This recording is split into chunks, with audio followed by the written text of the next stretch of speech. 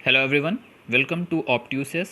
आज के इस वीडियो में हम बात करने वाले हैं CUET PG MA इकोनॉमिक्स में कितने लोग कितना मार्क्स पा रहे हैं, क्योंकि आपकी रिस्पॉन्स शीट आ गई है। क्या सेफ़ स्कोर रहेगा अच्छी यूनिवर्सिटी में जाने के लिए, और क्या कट ऑफ रहेगा, क्या लो रैंक वालों को भी यूनिवर्सिटी मिलेगी ये, या लो नंबर पाने वालों को भी यूनिवर्सिटी मिलेगी। ये सारे क्वेश्चंस आपके दिमाग में आ रहे होंगे क्योंकि आप अपनी रिस्पॉन्स शीट अब देख चुके होंगे। ये सारी बातें हम आज इस वीडियो में करेंगे। तो वीडियो को शुरू होने से पहले जो लोग भी इस चैनल पर नए हैं या जिन्होंने भी अभी तक चैनल को सब्सक्राइब नहीं किया है, हमारी हम्बल रिक्वेस्ट है, प्लीज़ चैनल को सब्सक्राइब ज़रूर कर लीजिए अगर अभी तक आपने नहीं किया है, क्योंकि यहाँ पर आपकी सारी क्वेरीज़, आपके सारे डाउट्स और तमाम यूनिवर्सिटीज़ जिनमें काउंसलिंग प्रक्रिया शुरू होएगी वो सारी इन्फॉर्मेशन, ऑथेंटिक इन्फॉर्मेशन आप तक सबसे पहले पहुँचाई जाएगी। तो आई होप आपने सब्सक्राइब कर लिया होगा और आपके दिमाग में बहुत सारे क्वेश्चंस भी अब राइज़ हो रहे होंगे। तो सबसे पहले हमने एक पोल क्रिएट किया था, चलिए बात करते हैं पहले। तो आपकी रिस्पॉन्स शीट जो है वो 5 तारीख की शाम को लगभग 10 बजे के आसपास आ गई थी, और उम्मीद है आपने अपने नंबर ऐड कर लिए होंगे कि आप कितना नंबर पा रहे हैं। कमेंट सेक्शन में मार्क ज़रूर अपने बताइएगा कि आप कितना नंबर पा रहे हैं, और किस सब्जेक्ट से हैं आप वो भी बताइएगा, और किस सब्जेक्ट की एनालिसिस चाहते हैं ये भी हमें बताइएगा। अभी तो हम यहाँ पर MA इकोनॉमिक्स की एनालिसिस कर रहे हैं। तो उसके बाद कई सारे क्वेश्चंस भी आपको लग रहे होंगे कि उसमें गलत दिए हुए हैं, जिनके आंसर्स एनटीए ने गलत दिए हैं, तो आप उन क्वेश्चंस को चैलेंज कर सकते हैं। चैलेंज करने की क्या प्रक्रिया होगी, क्या प्रोसेस होगा, उसको हमने एक लास्ट वीडियो में डिस्कस किया था, जो आप चैनल पर जाकर देख सकते हैं। तो आप सभी ने नंबर काउंट किए, हमने एक पोल क्रिएट किया और एक बड़ा सैम्पल स्पेस बनाने की कोशिश की। लगभग 507 लोगों ने वोट किया, और इसमें तमाम ये यहाँ पर ऑप्शंस दिए गए कि किसका नंबर, कितने लोगों का नंबर किसके बीच में पड़ रहा है। तो इंटरेस्टिंगली सबसे ज़्यादा जो लोग रहे हैं, मतलब इस छोटे छोटे आपके डिवीज़न्स में, उसमें सबसे ज़्यादा 200 प्लस में लोग रहे हैं। ऑब्वियसली 300 का आपका पेपर रहा है यहाँ पर, तो 300 के पेपर में 200 प्लस यानी 100 नंबर का जो डिफरेंस है, उसमें एक बड़ा हमने एरिया सेलेक्ट कर लिया, और उसमें आपके 15% लोग लगभग पाए जा रहे हैं। इसका मतलब लगभग 75 लोग इन आउट ऑफ 500 इसमें पढ़ रहे हैं 200 में। इससे आप अंदाज़ा लगा सकते हैं कि इकोनॉमिक्स में जितने बच्चे बैठे रहेंगे उनका 15 से 20% के अराउंड, या उस आप 10 से 15% या 10 से 18% के अराउंड बच्चे जो होंगे वो इस रेंज में आ रहे होंगे। यानी एक बहुत बड़ा पोर्शन अब की इस रेंज में आ रहा है, जो ये बता रहा है कि पेपर जो था वो रिलेटिवली ईजियर साइड था, मतलब ईजी टू मॉडरेट था, बहुत हाई नहीं था जैसा कि हम लोगों ने डिस्कस किया था। और 12% लोग यहाँ पर लाई कर रहे हैं 181 से 200 के बीच में। 12% का मतलब लगभग 60 लोग यहाँ पर हैं। लगभग 60 लोग जो हमारा 500 प्लस का सैम्पल स्पेस जो अभी है हम उसमें बात कर रहे हैं। आप ये परसेंटेज लेके टोटल में देख सकते हैं कि टोटल में कितने लोग अप्रॉक्सीमेटली रहेंगे वहाँ पे। 161 से 180 के बीच में भी लगभग 60 लोग हैं हमारे सैम्पल स्पेस के हिसाब से, और 12% लोग भी, मतलब 141 से 160 के बीच में भी लगभग 60 लोग ही पढ़ रहे हैं।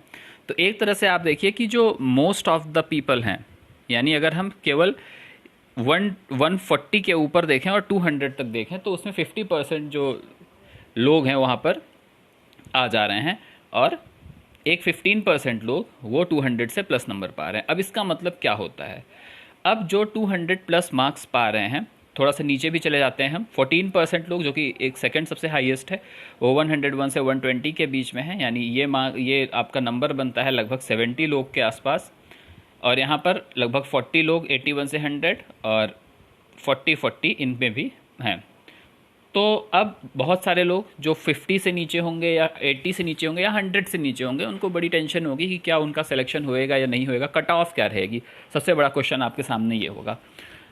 तो एक बहुत ही इंटरेस्टिंग चीज़ मैं आपको बताता हूँ कि ये एक क्वालिफाइंग एग्ज़ाम है। एज सच इसमें कोई कट ऑफ नहीं होती है, जो अभी तक देखा गया है कोई कट ऑफ नहीं होती है। इवन आप अगर 50 से कम नंबर पाए हों और आपकी कैटेगरी जनरल, बहुत ही थोड़ा सा रेयर हो जाता है जनरल का, जनरल को छोड़कर अगर आप OBC या SC ST कैटेगरी से बिलोंग करते हो, 50 से कम मार्क्स पे भी आपको लोअर ग्रेड की जो सेंट्रल यूनिवर्सिटीज़ हैं वो आपको मिल सकती हैं। बहुत ज़्यादा चांस रहती है, कैसे मिलेंगी वो भी हम आगे डिस्कस करेंगे। तो 50 से कम में भी वो यूनिवर्सिटीज़ आपके लिए पॉसिबल हैं, जैसे साउथ बिहार हो गई। तो ऐसे ऐसे कुछ यूनिवर्सिटीज़ हैं जो बहुत ही कम रैंक पर भी स्टूडेंट को सीट ऑफर कर देती हैं, उनके यहाँ अगर सीट बची रहती है तो। अब पहले बात करते हैं जो हायर रैंक पर हैं, जैसे 200 से ज़्यादा नंबर जिनके आ रहे हैं। अब इनके सामने कई सारे टारगेट होंगे, जेएनयू होगा, डीयू होगा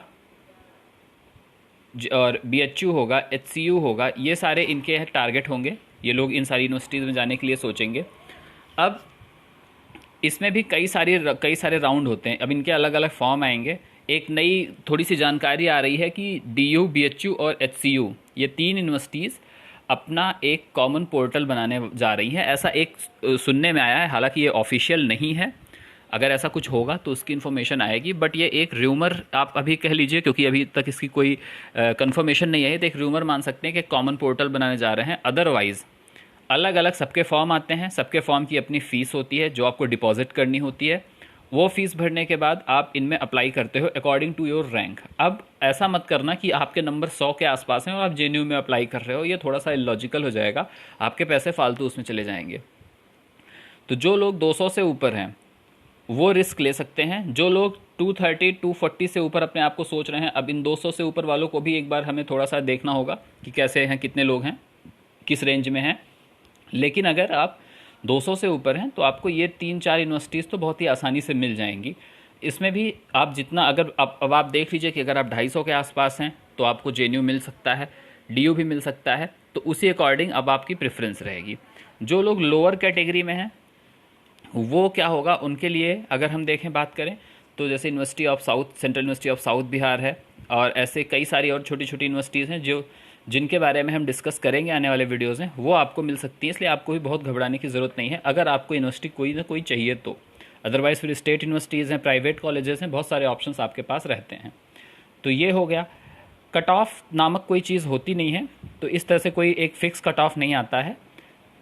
नंबर आते हैं, नंबर के अकॉर्डिंग रैंक आती है आप सभी की, और उस रैंक के अकॉर्डिंग सबको कॉलेजेस मिलते हैं। कभी कभी क्या होता है, जब आपके नंबर थोड़े से कम रहते हैं, जैसे मान लीजिए कि जेएनयू की काउंसलिंग हुई और 4 राउंड तक 200 नंबर पर जनरल का क्लोज़ हो गया और 200 नंबर तक लोगों को बुलाया गया। एक एग्जाम्पल मैं ले रहा हूँ। लेकिन जब ये काउंसलिंग कंप्लीट हुई तो भी 1 या 2 सीट ऐसे रह गई, तो इसके लिए वो स्पॉट काउंसलिंग होती है, जिसकी सारी इन्फॉर्मेशन हम यहाँ पर देते रहेंगे। स्पॉट काउंसलिंग कब शुरू हो रही है, कहाँ पे शुरू हो रही है। तो उस 1-2 जो सीट होती है उसमें कभी कभी देखा जाता है कि लोअर रैंक के बच्चे भी सिलेक्ट हो जाते हैं, क्योंकि जो हायर रैंक के लोग होते हैं वो कहीं और यूनिवर्सिटी में एडमिशन ले चुके होते हैं, इसलिए वो नहीं जाते हैं, या समहाउ उन्हें इन्फॉर्मेशन नहीं मिलती है तो वो नहीं जा पाते हैं। तो जेएनयू में इस तरह से कभी कभी लोअर रैंक पर भी लोग चले जाते हैं, मतलब जेएनयू इन द सेंस अच्छी यूनिवर्सिटीज़ में भी।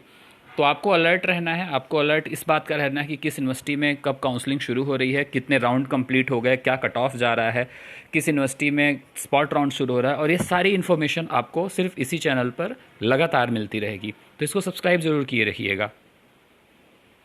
तो एक रफ़ आइडिया आपको लग गया होगा कि कितने स्टूडेंट किस एरिया में हैं। अब 200 से 300 का चूँकि एक बहुत बड़ा साइज़ हमने ले रखा है, इसलिए वहाँ पे आपको 15% दिख रहा है। इसको भी अगर हम 20-20 के साइज़ में डिवाइड करेंगे तो इसमें भी संख्या बहुत ही कम हो जाएगी। जो मैं एक पोल डालूंगा और इस पर भी मैं देखूंगा कि 200 के ऊपर किस रेंज में ज़्यादा स्टूडेंट्स हैं, जिससे हमें प्रॉपर आइडिया लगे कि जो टॉप की यूनिवर्सिटीज़ है उसमें कितने लोग जा सकते हैं, कितने नहीं।